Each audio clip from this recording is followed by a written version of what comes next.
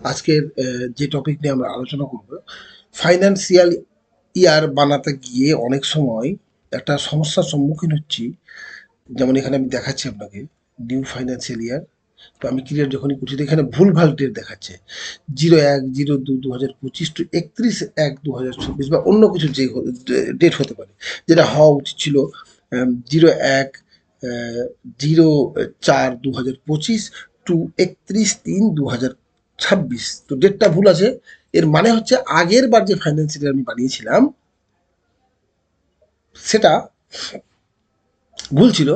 1/4/2024 two 31/1/2025 অন্যান্য ডেটও হতে পারে, মেন কথা ভুল ছিল। যেটা হওয়া উচিত ছিল 01/04/2024 টু 31/3/2025, যেটা ভুল হওয়ার জন্য আমার এখানেও সফটওয়্যার ভুল দেখাচ্ছে।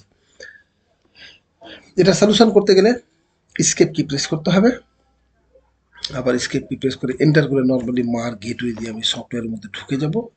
ঢোকার পরে এখানে সার্চ লেখা আছে, এই যে সার্চ বা ফাইন্ড মার্ক অপশন, এখানে যাব, গিয়ে লিখব financial, F I A, sorry ভুল বললাম, ফাইন্যান্সিয়াল FINANCIAL, ঠিকঠাক লিখতে হবে বানানটা।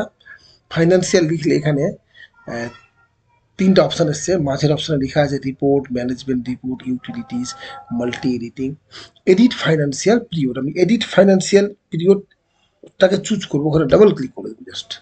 করে দেওয়ার পরে আমি এখানে ডেটটা ঠিক করবো, যেটা হওয়া উচিত ছিল আগের ফাইন্যান্সিয়াল ইয়ারে সেটা আমি করব।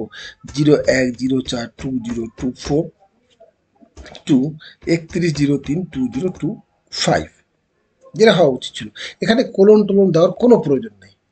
লিখে এবার লিখবো CHANGE, দেখে দেখে লিখবো উপরে, চেঞ্জ স্পেস মাই FINANCIAL আমি দেখে দেখে সেম সেম লিখে দিলাম।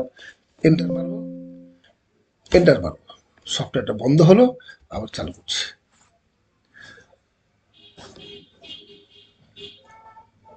চালু হওয়ার পরে আমি লক্ষ্য করব যে আমার ডেটটা ঠিকঠাক চেঞ্জ হয়েছে কিনা। তো এখানে আবার যাব,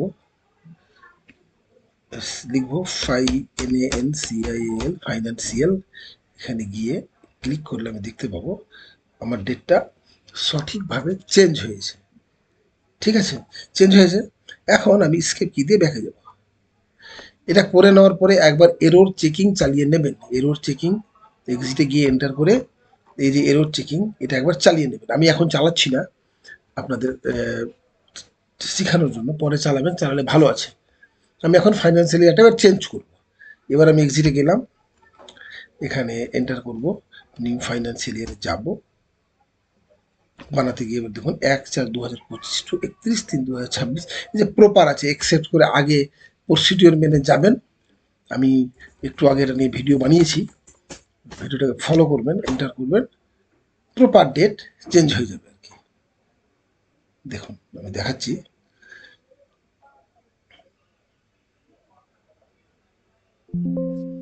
এখানে report, management report, utilities, change, create history, এটা করলে ভালো হয়, না করলে অসুবিধা নেই।